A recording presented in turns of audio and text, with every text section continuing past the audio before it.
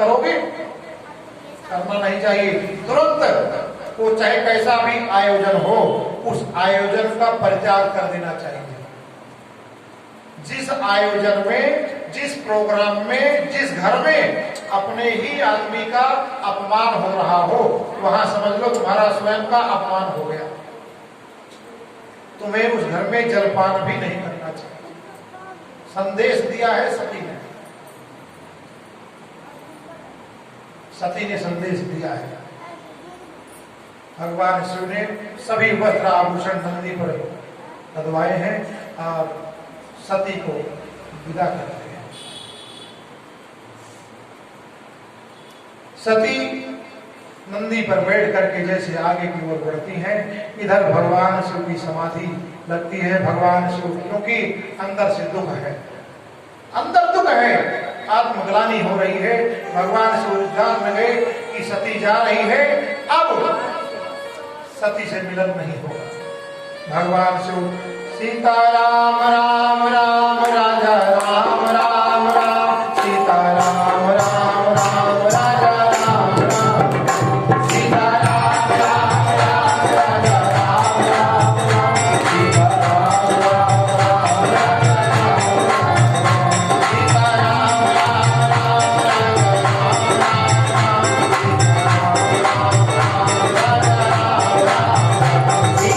राम राम राजा राम राम,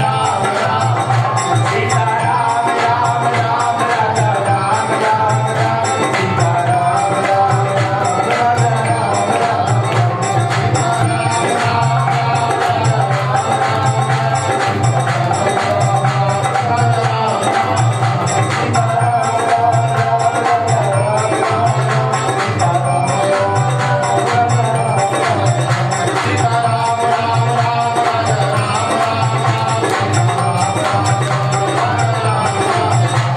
राम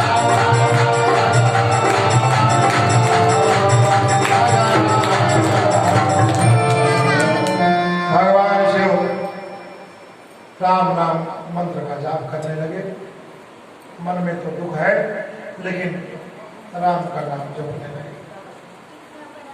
सती जी जा रही है। कभी भी कोई ये ना समझे कि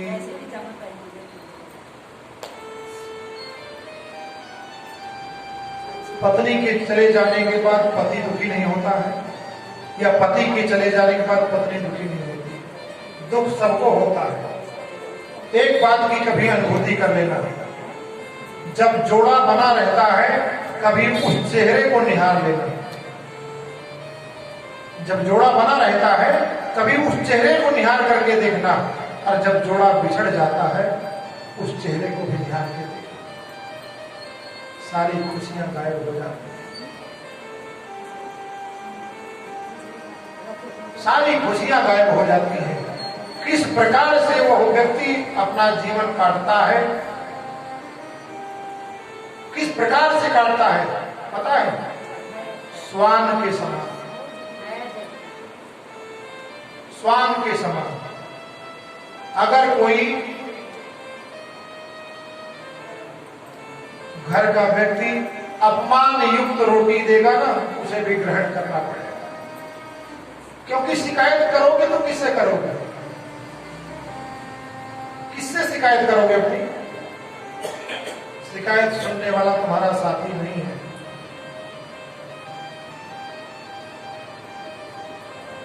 हर किसी के जीवन में यह घटना घटेगी, ये समझ लेना। हर किसी के जीवन में दोनों तो एक साथ कभी जाओगे ही नहीं। बहुत ही बड़ी पुण्यात्मा कोई होते हैं तो दोनों की मृत्यु एक साथ होती है, नहीं तो आगे पीछे तो होता ही है।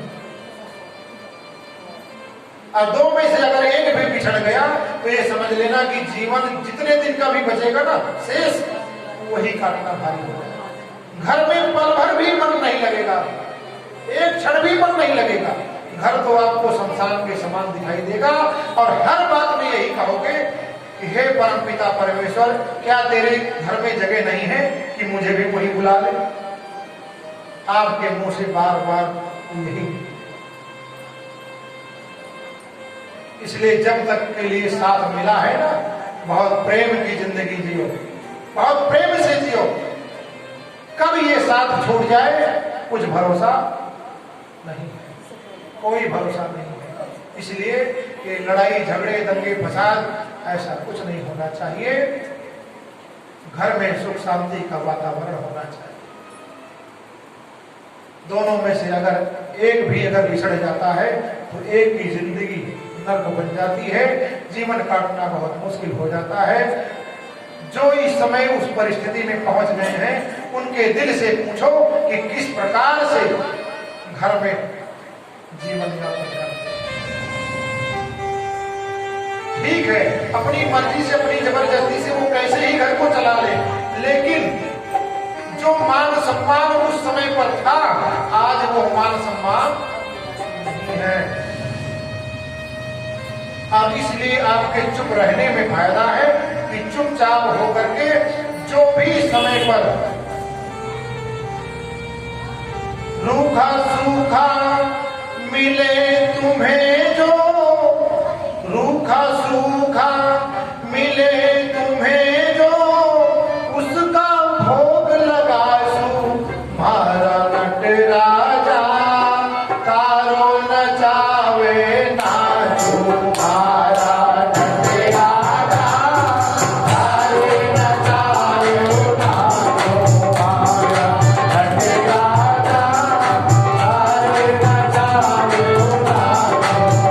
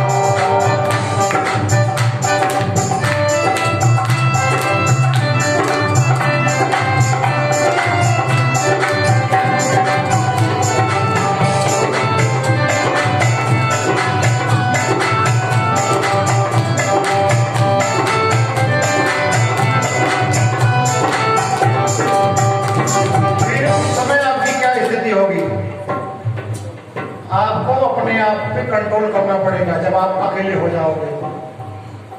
समझिए, भगवान शिव भी अपने आप पे काबू पाते हैं, क्योंकि जब तक सती या गौरा मैया जब तक भी साथ रही तो इनको रोज भांग चाहती थी, रोज कहते थे कि भांग घोट दो, लेकिन जब साथी छूट गया तो फिर चुपचाप बैठे, कौन देगा घोट के? अपने आप पे कंट्रोल, काबू करो अपने आप पर। रूखा सूखा मिले तुम्हें तो उसका भोग लगा दो, रूखा सूखा मिले हमें तो उसका भोग लगा दो, रूखा सूखा मिले तुम्हें तो उसका भोग लगा दो, रूखा सूखा मिले हमें तो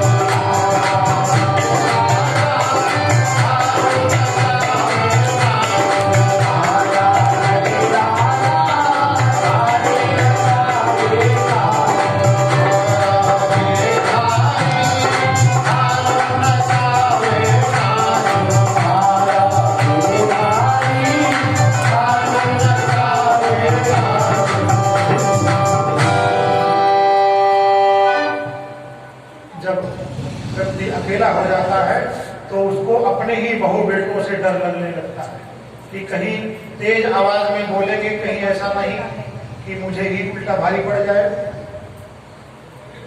सोच समझ करके आपको आवाज निकालनी होगी। समय ऐसा आता है, आपका वो समय चला गया जिस समय तुम दहाड़ मार करके और घर में घुसते थे तो सब रास्ता खाली कर देते थे, वो समय चला गया।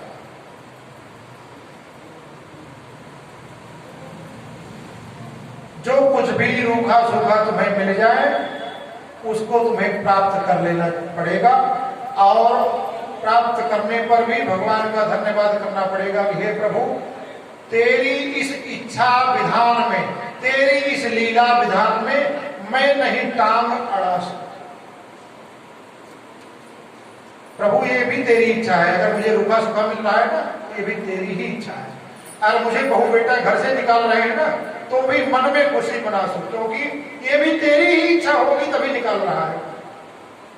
प्रभु की इच्छा पर छोड़ देना चाहिए, प्रभु तेरी ही इच्छा होगी तभी आज ऐसा समय आया है। तो ये तो जिसके ऊपर बीतती है उसको पता लगता है। सती जी, पिता भवन जब गई भवानी, अध्यक्ष त्रास काहू न सनमानी। पिता के यज्ञ में पहुंचती है। पिता भवन जब गई भवानी, दक्ष त्रास काहू न सनमानी। किसी ने स्वागत नहीं किया, पिता के घर गई लेकिन किसी ने स्वागत नहीं किया।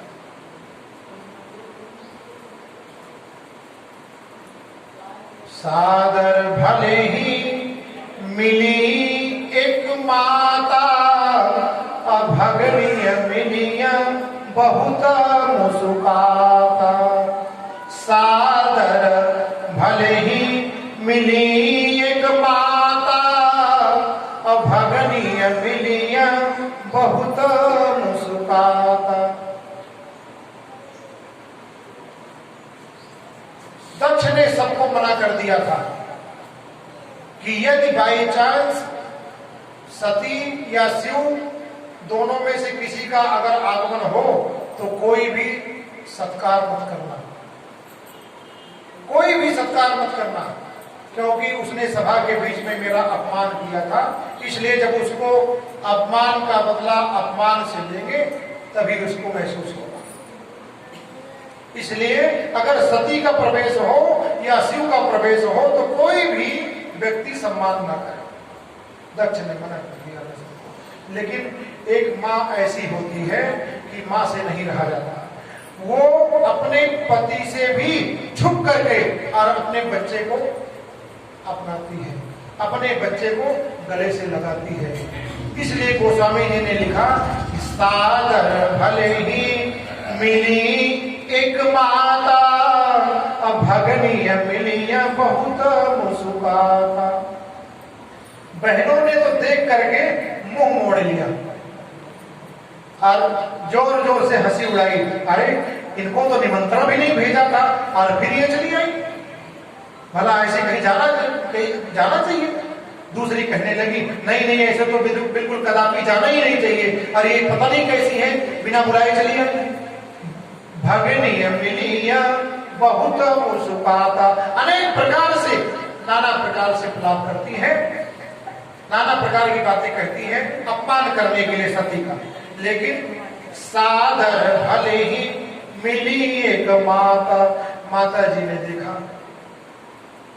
दौड़ करके गले से लगा दिया, पुत्री आओ, कैसी हो? गले से लगाया और पुत्री ने देखा कि मेरा किसी ने सम्मान नहीं किया, कोई मुझे गले से भी नहीं लगा रहा है। एक बार अगर मैं पिता के पास पहुंच जाऊं और पिता के गले से लग जाऊं, पिता मुझे अपने गले से लगा ले तो मेरे मन को शांति मिल जाएगी। लेकिन पिता ने ही तो ये सारी रचना ही रची है, पिता गले से कैसे लगाए?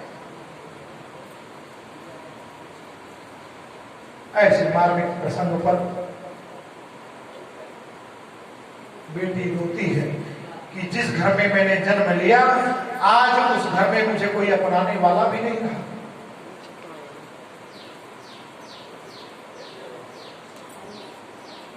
आज उस घर में मेरा तिरस्कार हो रहा है। कवि कहता है, धनवानों का मान जगत में, धनवानों का मान जगत में, निर्धन का कोई मान नहीं। ऐ मेरे भगवान बता दो, क्या निर्धन इंसान नहीं?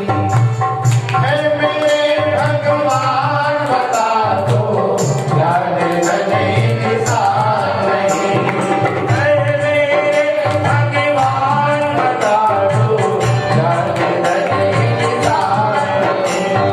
धन्यवादों का मान जगत में, निर्धन का कोई मान नहीं। ऐ मेरे भगवान बता दो, क्या निर्धन इंसान नहीं? निर्धन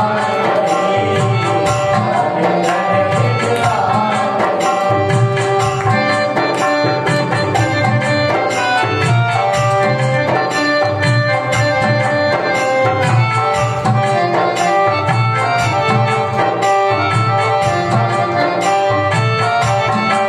अब आप ध्यान से समझे बात को। कवि कहता है, बेटे का तो मान जगत में, बेटी का है मान जगत में, बेटी का कोई मान नहीं।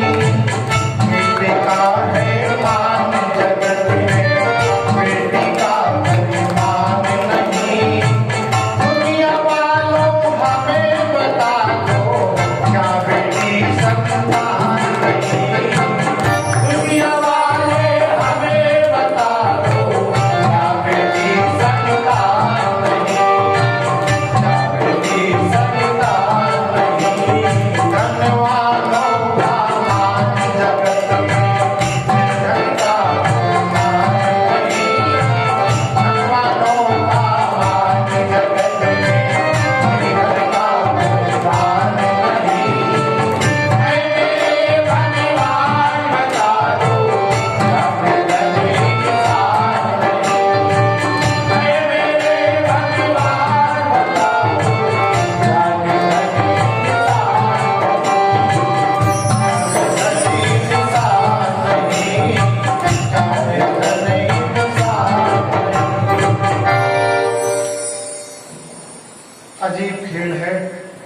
देश का। धन वालों का मान जगत में, निर्धन का कोई मान नहीं। ऐ मेरे भगवान बता दो, क्या निर्धन इंसान नहीं? बेटे का है मान जगत में, बेटी का कोई मान नहीं। दुनिया वालों हमें बता दो, क्या बेटी संतान नहीं? क्या बेटी को वो सम्मान नहीं मिलना चाहिए? बिल्कुल मिलना चाहिए। ऊपर से कहने से नहीं चलेगा कि अब बेटा और बेटी में कोई फर्क नहीं है। ऊपर से कहने से नहीं चलेगा। जब तक मन से नहीं मानोगे, जब तक अंदर से तुम्हारी आत्मा नहीं मानेगी, तब तक कुछ नहीं हो सकता। और वास्तव में बेटा और बेटी में कोई फर्क नहीं होना चाहिए, नहीं होना चाहिए। हम लोग भी पुजारी हैं, पंडित का काम करते हैं, ज्योतिष का काम करते हैं। तमाम माताएं ऐसी आती हैं, वो ये जानकारी करने के लिए इच्छुक होती हैं कि पंडित जी क्या ऐसा भी बता देंगे कि बेटा होगा कि बेटी होगी? बोलो क्या चाहते हो? बेटा ही चाहते हो। और बेटा अभी कोई नहीं मांगता है, यही पूछते हैं कि पंडित जी ये बताओ कि लड़का होगा कि लड़की होगी? बस पंडित जी, मैं कहा तुम बताओ क्या चाहती हो? पंडित जी एक लड़का हो जाता तो बहुत अच्छा हो जाता। मैं कहा लड़का मांग रही हो ना तो लड़का ही होगा, लेकिन वो लड़का ऐसा होगा कि अब लड़का मांग रही हो ना तो लड़का जरूर होगा। और वो पैदा होगा तब भी ये समझ लेना कि वो गर्भ में आया तो भी लड़के, और जब पैदा होगा तो भी लड़का, और जब तक वो जीवित रहेगा तब तक लड़ करके सब स्कूल जाएगा तो लड़के, और पहनेगा तो भी लड़के, और खाएगा तो भी लड़के, और हिस्सा लेगा तो लड़के। इसलिए तुमने लड़का मांगा, इसलिए तुमको लड़का ही दे। तुमने लड़का मांगा था ना, इसलिए तुम्हें लड़का ही मिल गया। फिर बाद में रोते हैं कि पंडित जी ये तो बहुत ही गलत हो गया, इससे बढ़िया तो लड़की ही हमारी थी। लेकिन तुमने तो मांगा था लड़का, इसलिए तुमको लड़का ही मिल गया। और लड़के की स्थिति आज यही हो रही है। हो रही है कि नहीं हो रही? क्योंकि मांगा था लड़का, पुत्र नहीं मांगा था। पुत्र अगर मांगा होता तो राजा दशरथ की तरह मांगते। दशरथ पुत्र जन्म सुनि काना। दशरथ जी के यहाँ क्या हुआ था? पुत्र हुआ था, लड़का नहीं हुआ था।